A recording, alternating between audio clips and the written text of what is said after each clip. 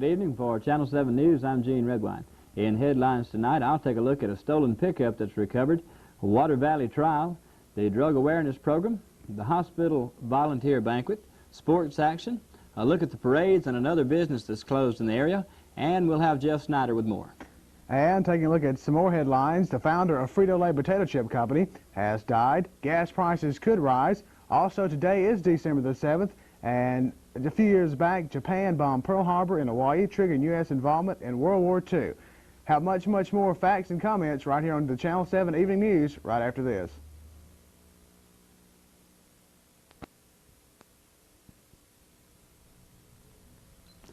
Around 8 o'clock last night, the Calhoun County Sheriff's Department got a call about an 81 GMC pickup truck that had been stolen from the square here in Bruce, belonging to Vaughn Harden. Officials from neighboring towns and counties were called in to help in finding the vehicle, which, according to Sheriff Morgan, was like looking for a needle in a haystack. The search wound up in the Tupelo area. They were looking down Highway 78 toward Fulton and spotted a vehicle resembling the one in question at a local service station. It turned out to be the right one. There was no one with the vehicle, which was brought in for fingerprint checks. Incidentally, a couple weeks ago, a cattle trailer belonging to Supervisor Elmo Overby was stolen and turned up about a mile from where the pickup was found. In a follow-up on the Randall Morris Booth incident we reported on a week or so ago, Mr. Booth appeared in court in Water Valley today and was charged with 4 counts of aggravated assault and bound over to the grand jury. Also involved in the incident was Lucius Redwine, who was charged with DUI and reckless driving and fined $300. We get word this afternoon from Mr. Buck Franks, sales manager with WJRL Radio, that the station has been closed. Word coming from Mr. J.R. Williams, owner, that the station, which mainly featured country music, was no longer producing an acceptable profit. We'll be back with more news after these words.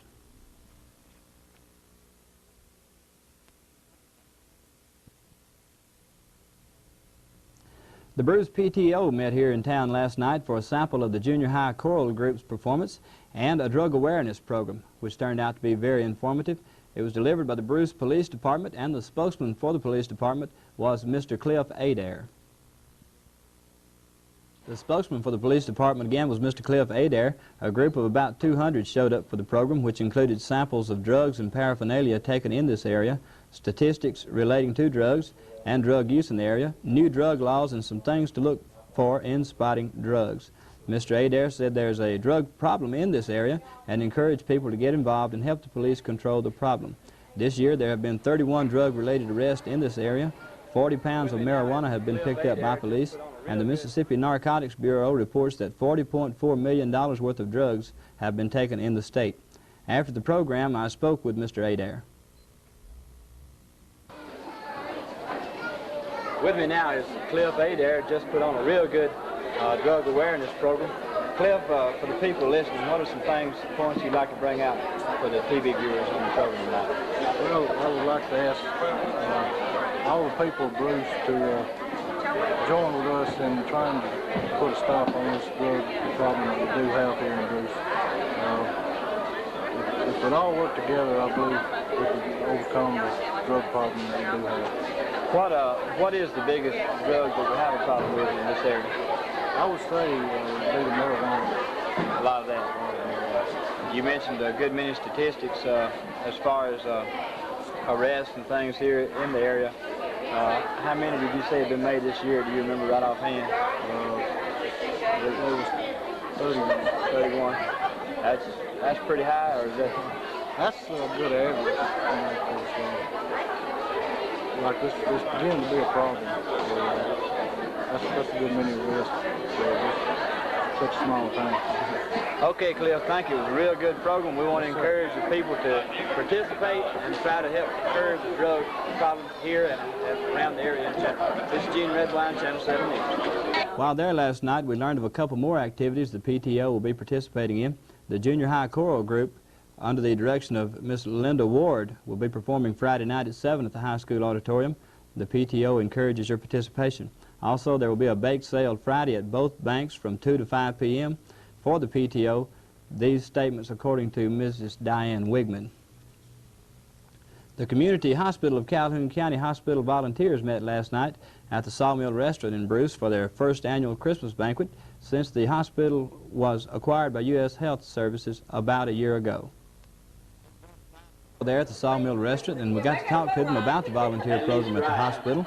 The ladies do a fine job there, doing everything from sitting with sick patients to putting flowers in rooms, as well as Bibles, and even working with school children on holiday projects in the area of making items to cheer up the patients. We got to talk to some of the people there, and here are those interviews. With me now are some of the ladies who work with the volunteer program at the Community Hospital of Calhoun County. With me is Mrs. Carson Wood, Mrs. Inez Anglin, and Sister Rose. Sister Rose, we'll start with you. Would you like to tell us just a little bit about what the group is doing out here tonight and what the purpose for this is? Tonight we're having our regular meeting night, but we included it in a Christmas banquet.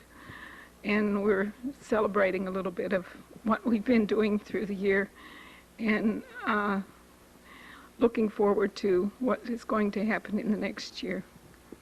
Okay, Mrs. Wood, can you give us just a little rundown, a recap of some of the things that have been happening with the volunteer program this past year? Well, we have become organized, for one thing, in February of last year. Then each holiday we have tried to do something for the patients in the hospital.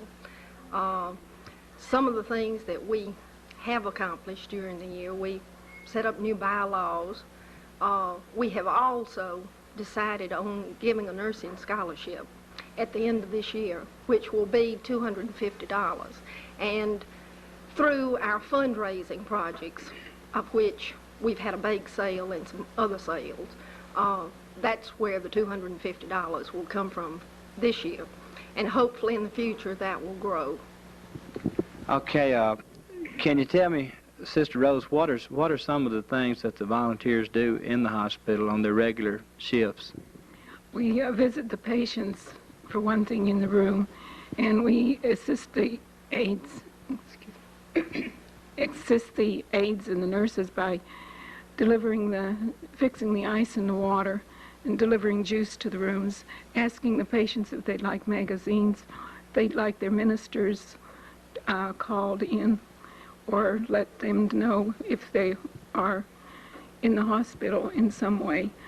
We are willing to write letters for them and read to them, and just in any way we can assist them. And we do some filing in the offices for the lab and in the medical records room.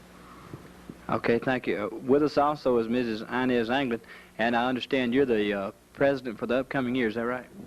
Yes. Okay.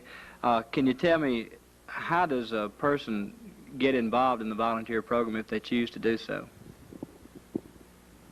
How would they go? If a person wanted to get involved in this program, wanted to become a part of it, how would they go about doing that? Well, you fill out is it an application? Mm-hmm. And if they accept you, you're in it. It's kind of open to anyone that wants to try to fill out the application. With good character. Okay. All right, since you're the upcoming president, can you give us a kind of a rundown of maybe some things we can look for in this coming year? Well, I'm sure we'll have a lot more bake sales. Well, that's not bad. We'll go to the flea markets and we'll sell our arts and crafts and make things to sell. And any way to raise money to further the cause. Okay, that's real good. Before we go, Mrs. Wood, is there anything you would like to say about the program? Well, we've been real pleased with the way things have gone this first year, and hopefully next year will be even better. Okay, thank you, ladies, and we want to commend all these ladies for the work they're doing. You're to be commended, and we appreciate you all. We're going to take a break and come back with an interview with Mr. Carson Wood from the hospital with more. With me now, Mr. Wood, if you could you tell us just a little bit about what you think the importance of the volunteers' work they're doing is, and anything you'd have in relation to the volunteer program there at the hospital? Yes, I think the volunteers are very important. They free a lot of nursing time for nursing functions by bringing juice and water to the patients. They make a patient feel more at home. They write letters for patients. They bring magazines for them, bring things from home in some cases, toothbrushes, toothpaste, this sort of thing. We're very excited about the work the volunteers are doing. We are, of course, a for-profit hospital, or we hope to be in the near future. And the volunteers don't contribute equipment and so forth. I feel like that would be unethical for a profit hospital. But right now they're putting all of their money into a nursing scholarship, which will be a benefit to the hospital and the community. Has this program grown since your company took over the hospital, or is it a new program, or what about it? That's something you'd have to ask the volunteers. I'm not real sure how many members they had then versus what they have now. I know they've certainly, or they seem to me to have become much more active. Yes, I believe we've heard a good bit more out of them. Is there anything particular you'd like to say to the people about the hospital tonight, or about any of the programs or things coming up? Well, we have a new surgeon that will be in town this weekend looking for a place to live, and hopefully he'll be moved around the first of the year, maybe a little earlier. Okay, Mr. Wood, we thank you for your time and all you people, and again we commend you for the work you're doing, and we appreciate you talking to us. This is Gene Redwine with Channel 7 News. Mr. Wood expressed the fact that since his company acquired the hospital, that they've tried to get in a position of being able to shift from buying for the hospital to doing more for the patients. Last night, the Bruce Band won first place at the Pontotoc Christmas Parade, and while there, the bus was vandalized of cameras and other valuables belonging to members of the band. The Pontotoc Police Department is investigating, and the people of Pontotoc have offered to replace the items taken, which was a very nice gesture on their part. Another real busy group in this area these days is the Gospel Singers Association. We sat in on their meeting last night and interviewed President Billy Joe White after the meeting. We're here at the Gospel Singers Association meeting with Mr. Billy Joe White. Billy Joe, how often do y'all have these meetings? We have them once a month, every Monday, first Monday night. Is this your normal meeting place? Right. What have y'all been discussing tonight? Oh, we don't want to tell all of that. It's been business. We've discussed the telethon, what a success it was and how we enjoyed it, and our first supper that we had Friday night and how we all enjoyed that, and we've planned to have some more of them. Okay, we reported on the 6:30 news last night, which would be Monday night, about the telethon. Is there anything you'd like to say to the people that supported it?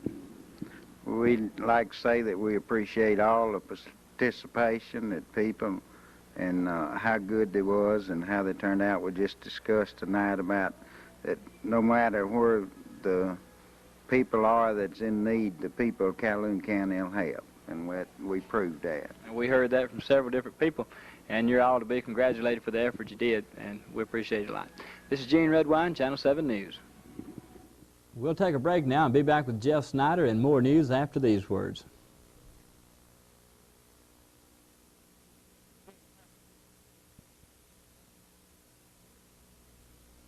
The 1982 Radiothon for the Regional Rehabilitation Center raised $37,456 by the time the program went off the air at 10 p.m. Sunday.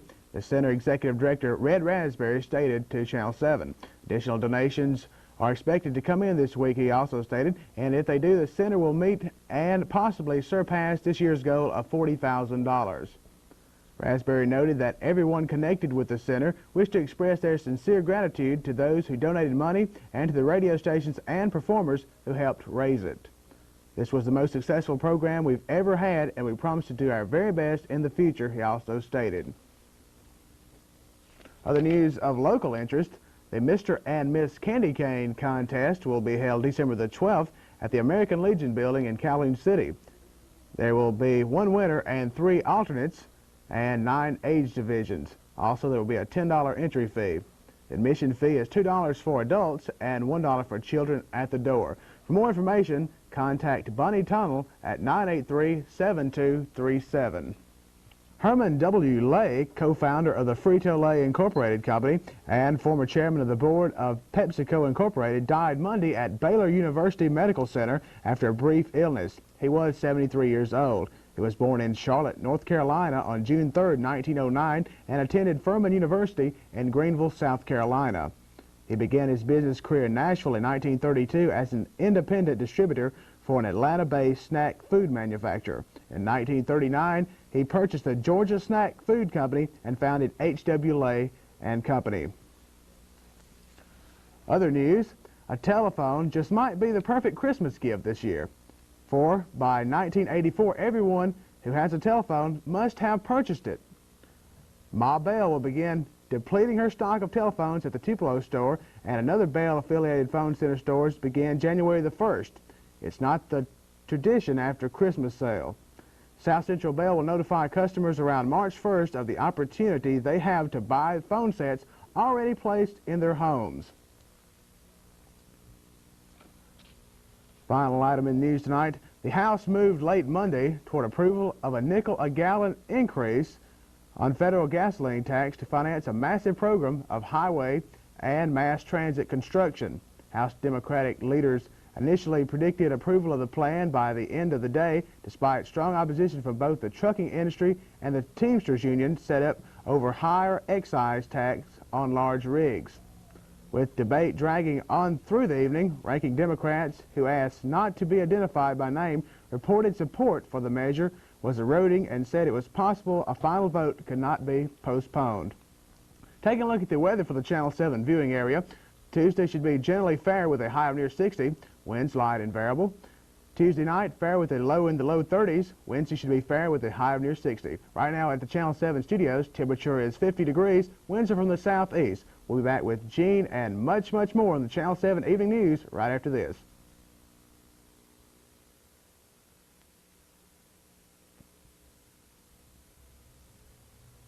In college basketball last night, Southern Mississippi defeated Tulane 50-48 with a score by Curtis Green in the last 3 seconds of their game in the Metro Conference League.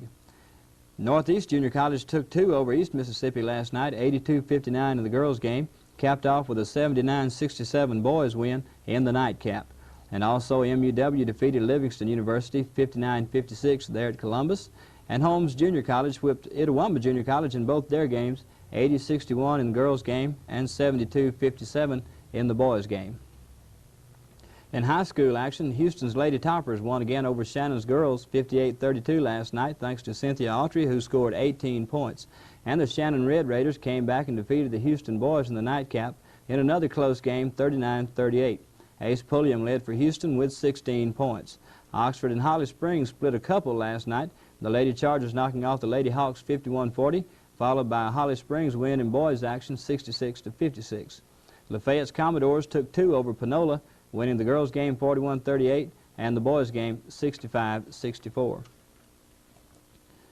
Tonight, Calhoun City plays Woodland at Calhoun City. Joe Webb and I will be there to do the play-by-play. And Vardaman plays North Pontotoc at Vardaman. We'll also try to get some of that action for you, too. Tomorrow night, the New Albany tournament starts, and Bruce will be playing up there. The girls play at 7 o'clock against Potts Camp, and the boys will follow up at 8 against Tupelo.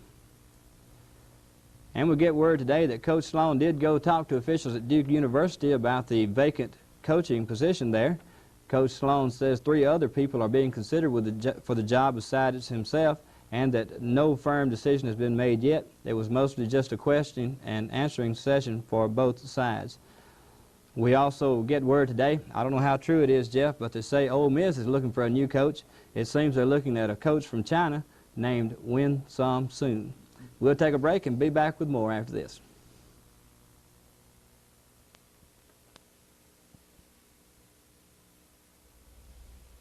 Hello, I'm David Doss. As president of Channel 7 TV, I want to apologize to the people of Vardaman in relation to the commentary of the Christmas parade shown last night.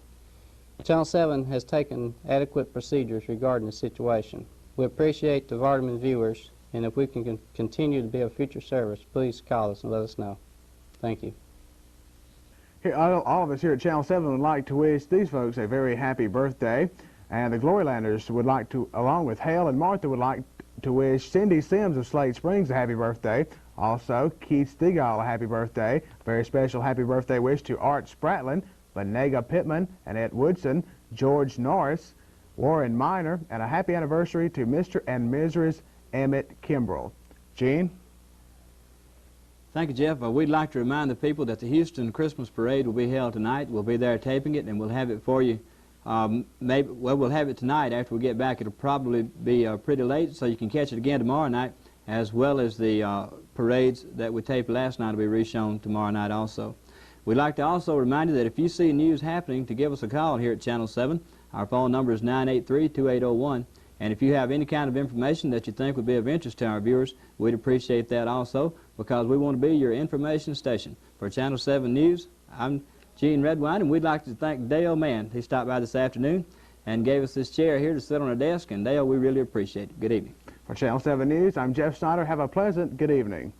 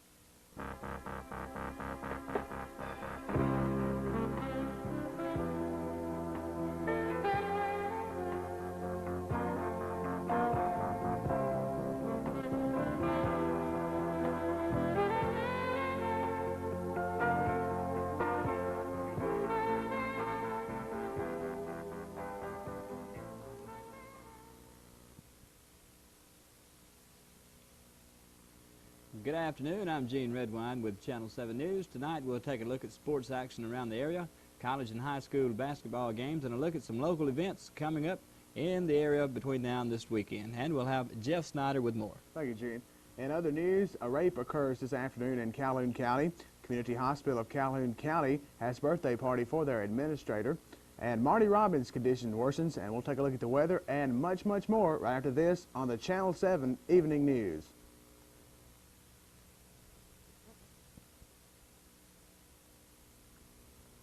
The Channel 7 News Department learned this afternoon of an occurrence of a rape in Calhoun City earlier today. Police were dispatched at 2:28 p.m. this afternoon, just north of the Calhoun County Bank in Calhoun City. The victim was a black female. An investigation is being conducted by the county police officers. At the moment, complete details of the incident is not available.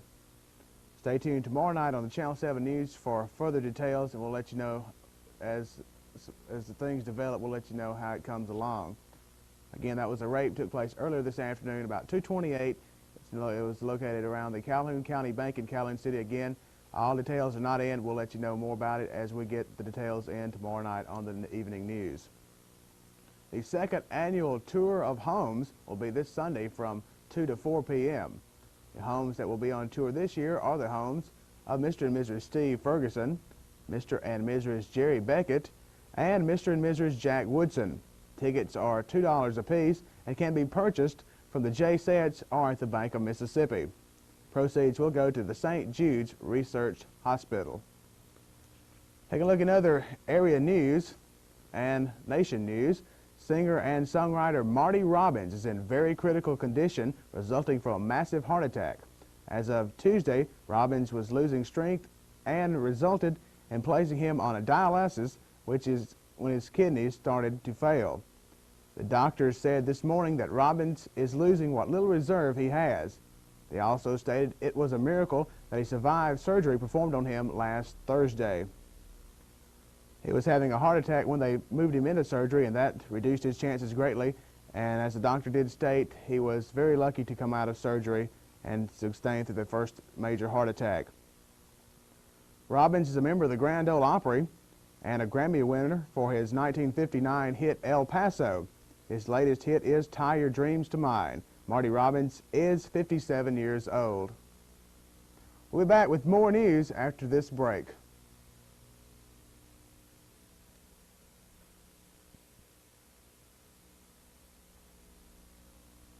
The Bruce High School Chorus will present a variety show December the 16th. It will feature singing, Saturday Night Live, and Carol Burnett skits. The chorus invites everyone to come out and enjoy a good night of entertainment. Again, this will be held December the 16th. Exact time of the show will start. We will let you know later on in the month. The staff of the Community Hospital of Calhoun County held a birthday party today for their hospital administrator, Mr. Carson Wood. The Bruce High School Sextet was on hand for the entertainment. Davey and I were there, and we've got this film clipping. Our Channel 7 News and Information, and we're here at the Community Hospital of Calhoun County, and today is the hospital administrator, Mr. Carson Wood's birthday, and everybody here is having him a big party, as you can tell, and the Bruce High School Sextet is here to sing, and you'll be seeing them sing later on in the newscast. And first of all, I want to get a word here from Mr. Wood. What he thinks about all this. Gonna put you on the spot. I'm very, very touched. Touched in what way? and surprised. And surprised. That's a nice looking cake there. Maybe I did benefit coming to do this today after all. Anyway, we'll talk to some of the sextet in a minute, but I believe they're going to sing, right? And by the way, let me point out they are under the direction of Miss Linda Ann Ward. Thought you'd like that, Linda Ann.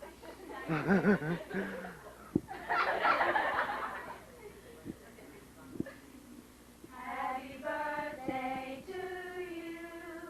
Happy birthday to you. Happy birthday, Mr. Wood. Happy birthday to you.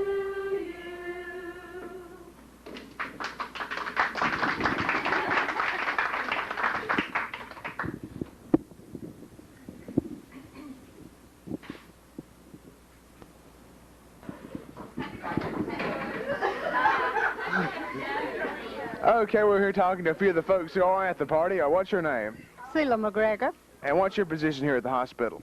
I'm the director of the dietary department. Director of dietary department. And better watch Mr. Wood after eating that cake. He might need to talk to you about it. And you enjoying the party? Sure am. Well, we're glad to hear that. Going to move on down and talk to some more people down the line here. Excuse me. I know your name. I'm going to ask you what it is anyway, though. Carrie Yarborough. Carrie Arbor, and you're from the business office, right? Right, mm-hmm. Used to be from Junior Food Mart. That's right. Moving up in the world, right? How you like the party? I love it. I think it's real nice to do something like that. You know, they should do this at a TV station more often, you know. My birthday's January 31st, you know, maybe they'll do something for me. You? That's true. Okay. And? What's your name? Jonna Weeks. And you work in the business office too, right? Okay, how do you like the party? I like it. You like it? That's a good idea, you know. It's something, you know, I really think that'd be helpful to the hospital administration, you know, and everything, give them a party all the time. You know, you might even benefit from it someday. What's your name? Sandra Doss. Sandra Doss. You any kin to Teresa and Davy? Teresa is my sister-in-law, Davy's my brother-in-law. Okay. Well, anything you'd like to say to our viewers? After what happened this morning, getting the party together, my boss will probably kill me. But other than that, everything's okay. Okay, I can help. Okay, talking with some of the more of the people here at the party at the Community Hospital of Calhoun County. What is your name? Juanita Norris. Juanita Norris. And are you going to continue watching Channel 7? Yes, I am. We're proud to hear that. Juanita she wanted it to be on television. And Juanita, what, you'd like to say anything about Mr. Wood? Nice. Yes, I like working with Mr. Woods, and I plan to work forever. If he don't find me. I'm sure he won't do that. Mr. Wood's a nice guy, and everybody has noticed, you know, viewing that since Mr. Woods took over administration here at the hospital, that things have really picked up down here, and they've really got involved in the community, and it's been a big asset to the community of Calhoun County and just, you know, North Mississippi, really, and one of the outstanding hospitals around the area. And Mr. Wood, would you like to say anything? I would like to say that we don't have any immediate plans for firing Miss Norris.